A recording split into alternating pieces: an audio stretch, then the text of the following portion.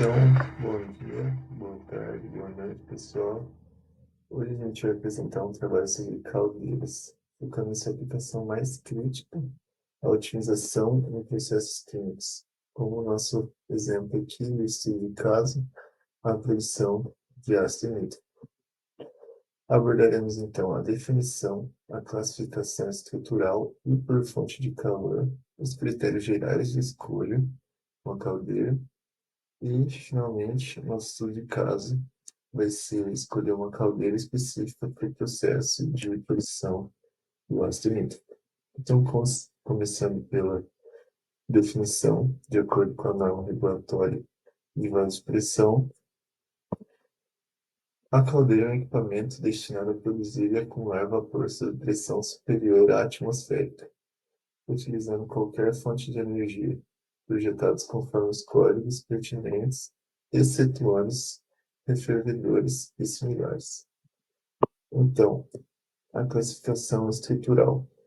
Aqui a gente divide as caldeiras em dois tipos, as flamo-tubulares e as aquatubulares.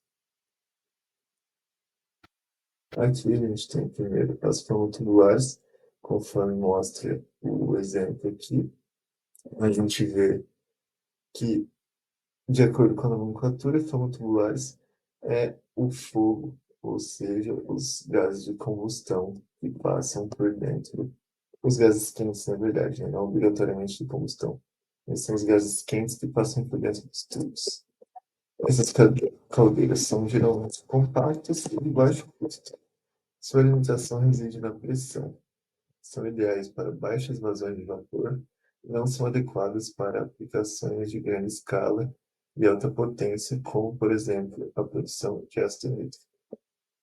Então, nas aquatubulares temos o oposto.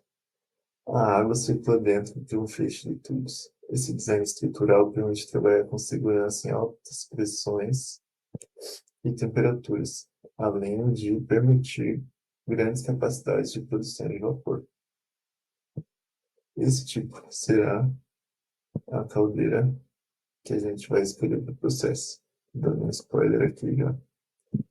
Então, aqui a gente tem a classificação por fonte de calor, que aí a gente divide elas em três tipos diferentes: as caldeiras de geração primária por combustão, as caldeiras de recuperação de calor, tal qual aqui a gente vai selecionar, e as caldeiras elétricas. As caldeiras de combustão, como já diz o nome, são usadas, têm como fonte de energia térmica a combustão, pode ser de gás, pode ser de carvão, pode ser de qualquer outro combustível. E tem grandes aplicações em indústrias termoelétricas. Sobre as caldeiras de recuperação de calor, os waste heat boilers, como os que a gente vê no fluxograma que o professor passou para a gente e que a gente reproduziu, tem como função conservar a energia e resfriar um fluido de processo, ou seja, ela tem duas funções. E ela recicla esse calor que poderia ser residual, atuando como trocador de calor no processo. Por fim, a gente tem as caldeiras elétricas, que fazem uma geração limpa de calor e através de uma resistência ali dentro do equipamento. Elas são essenciais para gerar vapor em indústrias farmacêuticas ou alimentícias, onde a pureza do vapor é crítica. Então, adentrando aqui a fase dos critérios gerais de escolha desse tipo de operação unitária, a gente tem claramente o design de pressão e temperatura que elas são capazes de suportar. Você não pode escolher uma caldeira que aguenta 8 bar e querer trabalhar com ela lá para os 20, 30, 40, quem sabe, né? Você vai estar basicamente criando uma bomba. A capacidade de produção de vapor, no caso, né, da vazão, até mesmo a capacidade da produção de vapor superaquecido, também às vezes pode ser necessário. tem a fonte de calor, né? Como aqui no nosso caso a gente vai ter os gases quentes que advêm do reator. Em outros casos a gente tem a combustão numa fornalha feita propriamente para gerar energia para a caldeira ou as resistências, como ali mostrado. A flexibilidade de carga e a inércia térmica também são fatores a serem levados em consideração sempre que você deseja escolher uma caldeira para adquirir para o seu processo. Alguns dos critérios econômicos, com certeza, mais relevantes são o custo capital, que é o custo inicial, né? Nem sempre se tem um orçamento super elevado para escolher um equipamento de qualidade. Às vezes a gente tem que escolher um equipamento de qualidade com um baixo custo inicial. O custo operacional, custo ao longo do tempo, né? E mais visando o longo prazo, também é bastante relevante. A eficiência térmica, que, como por exemplo, a do nosso equipamento, que tem uma eficiência térmica gigantesca, se for analisar ele imerso no processo, né? Tipo, é ele que torna esse processo tão eficiente e lucrativo. A vida útil, claro. Às vezes você escolhe um equipamento e você compra o equipamento e você não consegue achar peça em lugar nenhum para trocar, você não consegue nenhuma empresa que repara. Você basicamente morreu ali com aquele dinheiro, você não consegue passar para frente, você não consegue fazer ele voltar a ser o que ele foi um dia, né? Então, beleza. Além de tudo isso, tem também, talvez, os mais importantes, né, os critérios de segurança e de regulamentação, que são os códigos de projetos obrigatórios, a conformidade nacional, aqui no nosso caso Brasil, né, as emissões atmosféricas, como, por exemplo, a caldeira com base na geração de calor por resistência não emite poluentes, né? Já todas as outras, como, por exemplo, a nossa, na verdade, também não. Me enganei. Mas a grande maioria delas tem esse problema ambiental. As certificações de qualidade do fabricante, claro, selo de qualidade, né, que são feitos por uma organização muito maior e que pretende ajudar o cliente na compra, né, com o selo de qualidade de uma empresa ou uma organização diferente da empresa que vende a caldeira, certamente você consegue ter uma decisão melhor do equipamento que você vai adquirir. E também a localização da planta e o tamanho, né, a dimensão. Às vezes você vai querer um telhado horizontal, porque o teto não é tão alto, não sei o quê. Às vezes você quer um vertical, porque você tem pouco espaço físico, pouca metragem, né, na sua indústria, na sua fábrica. E aqui estão, então, os critérios da escolha da caldeira no nosso estilo de caso. Aqui eu já peguei como imagem um exemplo do tipo de caldeira que eles indicam, que é esse Lamont, que é uma caldeira aquatubular, que eu vou detalhar mais em seguida. Então, aqui é muito relevante saber a fonte e a temperatura do gás, né? A gente sabe que vai chegar a gases ali em torno dos 900 graus e de 8 bar. Então, a gente precisa de um equipamento que vai aguentar, né? Trabalhar nessa pressão e nessa temperatura. A composição do gás. Vão ter compostos ali nitrogenados, compostos hidrogenados que podem causar problemas em específico principalmente na solda desses equipamentos. Eu vou mostrar até um pouquinho depois que eles têm uma tecnologia para evitar que isso aconteça, que é muito interessante. O controle de resfriamento. O equipamento com certeza tem que ter um painel de controle que funcione bem, ou um sistema de segurança, né? E no caso de falhas, aí salve alguma coisa. Claro, a integração de estágios, perdão, fiz uma notificação aqui. A integração de estágios, né? Como a gente viu, os gases vão sair ali do reator e geralmente já é acoplado com esse tipo de caldeira de recuperação de calor. A manutenibilidade, eu não tenho certeza se essa palavra existe, perdão se não existir, mas a capacidade de fazer a manutenção do equipamento, né? A gente vai ver que esse equipamento tem a produção modular para deixar mais fácil de trocar as peças e eles produzem as peças separadas também para venda. O estresse dos tubos, claro, é 1 milhão de tubos aí, né? Tem estresse de todas as partes móveis funcionais. Mas, ok.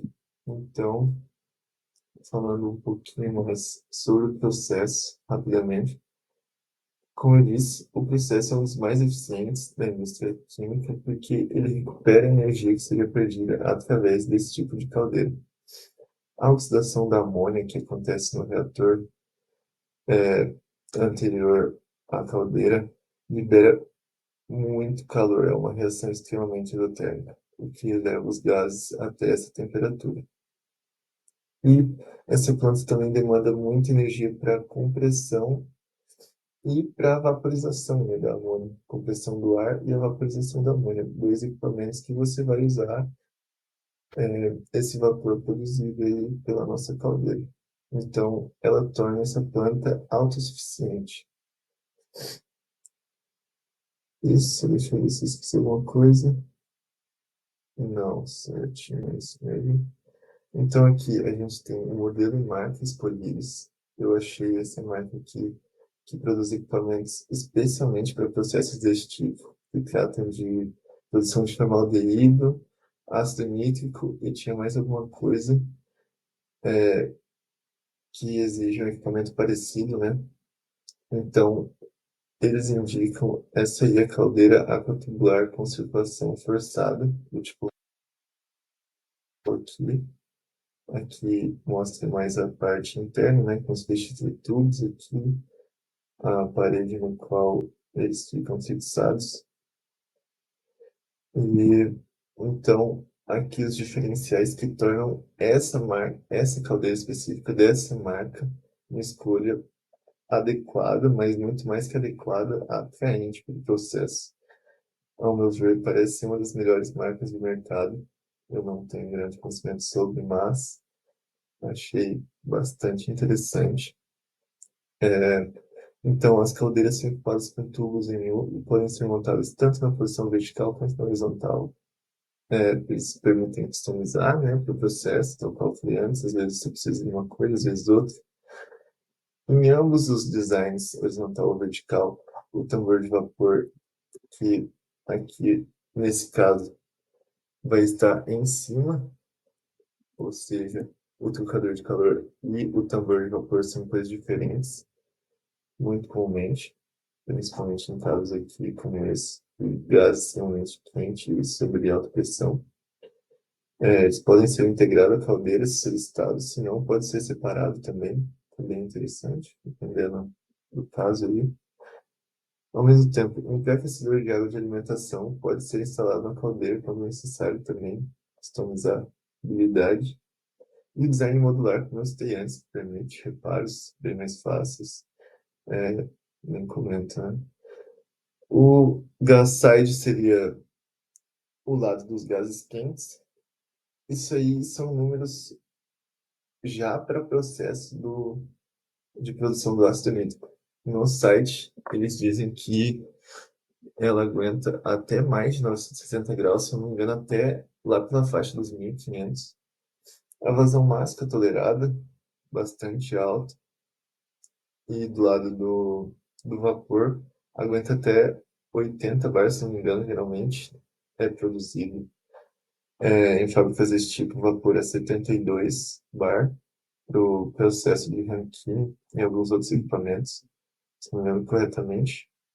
Mas então, ok. Aqui um pouquinho mais de detalhes sobre a caldeira e a Brasília.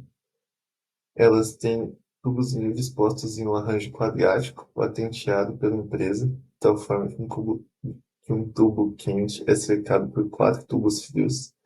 Isso permite que aconteça o controle ideal de temperatura, de forma que a parede do tubo e do espelho de tubos, que costuma ser a parte mais quente do equipamento, permanecem abaixo da temperatura de nitratação, que é uma reação das que eu falei que geram corrosão e fragilização da, do metal e dos componentes do nosso vaso de pressão. Aqui está um pouquinho sobre esse processo, na verdade, sobre o processo de fragilização por hidrogênio, que não é do nitrogênio. Ali vocês veem a direção do escoamento, na parede ali os depósitos e depois o lugar com maior corrosão. E ele destaca aqui também que essa corrosão sempre aparece mais próxima às regiões de solda. E é por isso que as extremidades dos tubos são expandidas hidraulicamente ao longo da espessura do espelho de tubos, que é o vaso que cerca eles ali, que dá para ver bem nessa imagem aqui, ó. É um pedaço dele, né? Não todo. Mas eles têm esse processo aí também patenteado pela empresa, se me lembro bem, de expansão hidráulica, que garante a vedação e elimina microfolgas, excluindo a possibilidade de haver corrosão por festa, que é algo muito comum nesse tipo de equipamentos e que está demonstrado nessa imagem aqui embaixo, que no escoamento ocorrem zonas mortas ali, tem uma queda de pressão e isso ele causa uma fragilização na parede e geralmente acarreta em rompimentos, fissuras, possivelmente explosões, dependendo do caso, e dos parâmetros de operação, né? Então, aqui para finalizar, na questão do equipamento escolhido, eu selecionei todos, na verdade, que eu encontrei, todos os selos de qualidade do equipamento, mas eu destaquei alguns em específico. Os da estrelinha ali são os mais relevantes, e eu vou mencionar no slide seguinte, mas vale destacar o DIN ISO 3834, que garante a qualidade de soldagem, que é ponto de, um dos pontos de maior risco, se não o ponto de maior risco em qualquer vaso de pressão. O ISO 9001, que é um selo que garante que o produto seja entregue exatamente de acordo com as especificações de design. Como eu disse anteriormente, esse produto é customizável, né? Então, é um selo interessante. E, por último, esses dois aqui, o ISO 14001 e o SCC, que são relevantes para normas de meio ambiente e de saúde e segurança. Por fim, sobre o código ASME, que é da American Society of Mechanical Engineers, a gente tem os selos S, U, U2 e R. O selo S garante que o equipamento pode gerar vapor com segurança em alta pressão. Quando eles dizem alta pressão, é garantido que pode gerar vapor em 72 bar. Se eu não me engano, esse é o parâmetro que eles usam, esse é o número. O selo AS1000 certifica que o equipamento, o casco e as partes internas não sujeitas à chama está em conformidade com o projeto e a fabricação de vasos de pressão. O selo U2 reforça o selo U, representa um nível ainda mais rigoroso de projeto e análise de tensões no equipamento, crucial para vasos que operam em pressões altas, como a do estudo de caso, e o selo ASME, que garante qualquer reparo significativo no vaso de pressão, é realizado sob os padrões do código ASME original, preservando a segurança e o prolongamento da vida útil do equipamento ativo, pré-requisito da norma regulatória 13 no Brasil. Então, deixarei o resto do trabalho com meu colega Gabriel Cavanello. Obrigado pela atenção. Antes de começar o balanço de massa e energia, queria fazer umas considerações adicionais sobre a água utilizada nos geradores de vapor, certo? As principais grandezas, né, de qualidade da água são dureza, alcalinidade, salinidade, concentração de sílica, né, turbidez e gases dissolvidos. Como a água é de recirculação, a gente não troca a água que circula nos dutos da caldeira, é necessário que essa água seja muito bem tratada, com mínimo de dureza, alcalinidade, salinidade, mínimo de minérios dissolvidos ali e como gases, para minimizar os efeitos de incrustação, né, que podem causar danos com o tempo.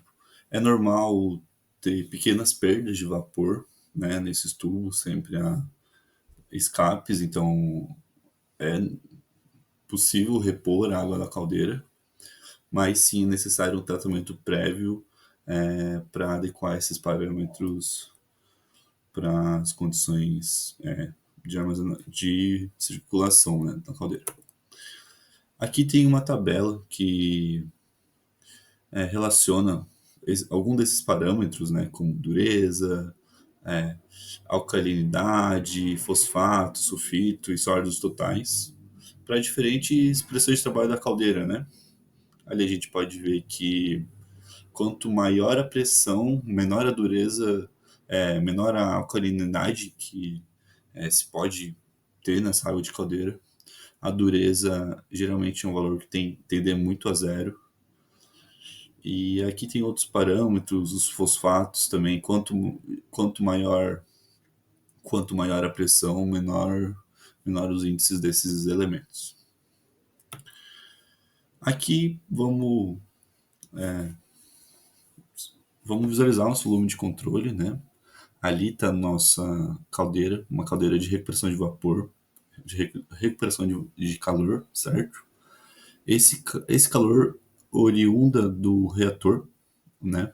Como é uma reação extremamente exotérmica, é, essa corrente sai com mais de 900 graus de temperatura e é essa corrente que fornece energia para aquecer o vapor da nossa caldeira de recuperação de calor. Aqui fazemos um zoom, né, nosso volume de controle. Vemos que a entrada em vermelho na esquerda é o produto do reator. Na direita, a corrente de saída da caldeira, certo? Ela não perde massa, só perde energia, certo? Embaixo, em azul, a corrente de alimentação de água, certo? Por hipótese, a gente vai assumir que ela está um pouco menor, não está em constante saturação, né? Ela está com uma temperatura um pouco menor do que a sua condição de saturação, que a gente chutou que está uma condição de 20 bar de pressão, que é uma pressão até pequena, né? Existem caldeiras que operam com pressões de, de alimentação de água e saída de vapor saturado bem mais alta. E acima, em azul, é a corrente de vapor saturado, que a gente também, por hipótese, falou que vai sair na condição de vapor saturado, não de vapor superaquecido, por, porque a gente tinha que decidir esse funcionamento da caldeira e pode ser um pouco mais vantajoso. Aqui o balanço de massa é simplificado, a gente não tem acúmulo, a gente não tem geração. Basicamente, o que entra na caldeira sai na caldeira. As correntes não se cruzam, elas não têm contato direto entre si, elas são separadas pela tubulação. Então, a massa de corrente de alimentação que entra é a mesma massa que sai, tanto para o fluido quente, que seria o produto do reator, quanto o fluido frio, que seria a corrente de alimentação de água. Claro que podem ocorrer perdas, principalmente na corrente fria, só que a gente vai descartar essa possibilidade aqui nesse equacionamento. Para o balanço de energia, a gente tem que o balanço de energia global, certo?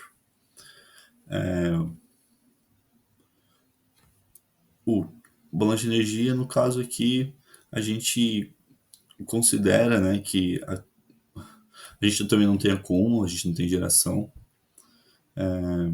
e o calor fornecido, né, o calor que entra é o mesmo que sai, né, porque a energia se conserva das correntes. Então quer dizer que a energia que sai da corrente quente vai para a corrente fria, né? Ali fluxo de calor na corrente quente é igual a fluxo de calor na corrente fria, mas eu coloquei esse fluxo de perdas, né? Porque sempre há perdas para o ambiente, então vai ser mais para frente vai ficar como um fator de correção. Aqui, destrinchando um pouco os termos, né? O, o fluxo de calor da fonte fria é o fluxo máximo da fonte fria, CP delta T, né? Porque a gente assumiu que ela não está exatamente na pressão na condição de temperatura de saturação, então a gente tem que elevar um pouquinho essa temperatura até chegar na condição de saturação. Aí então calcular o ΔH de vaporização. Eu poderia ter colocado a entalpia no estado 1 e no estado 2, só que eu acho que desse jeito a gente consegue visualizar um pouquinho mais que a gente não está na condição de saturação na entrada da alimentação da corrente fria. E mais um fluxo de calor de perdas, né? Agora, a corrente quente é o somatório dos fluxos máximos de cada componente. Os componentes são água, oxigênio, nitrogênio e óxido nítrico, né? E a gente eles entram a 907 graus e saem a 234 graus. Sempre no estado gasoso, não tem troca de fase. E ela calcula desse jeito, somatório das correntes I, a ental... vezes a entalpia na corrente 5 da substância I menos a entalpia na corrente 4 da substância I. Sendo que a corrente 5 é a corrente de saída da caldeira e a corrente 4 é a corrente de entrada. Então, a gente colocando os dois do lado, fica com a seguinte equação embaixo da tela.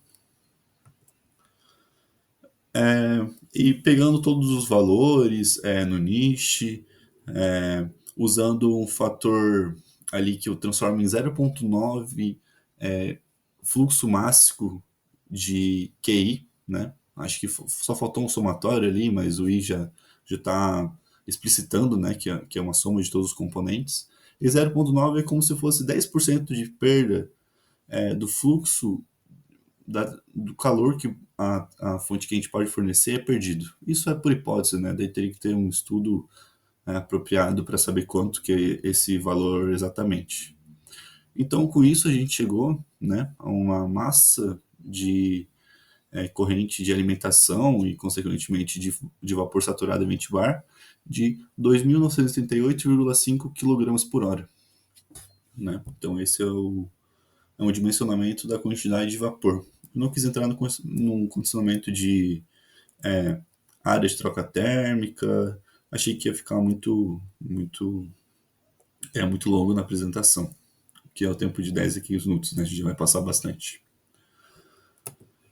E para finalizar, né, aqui a própria empresa, no manual das caldeiras de compressão de vapor, fala um pouquinho que eles trabalham com alguns softwares para simular, né, os processos na caldeira.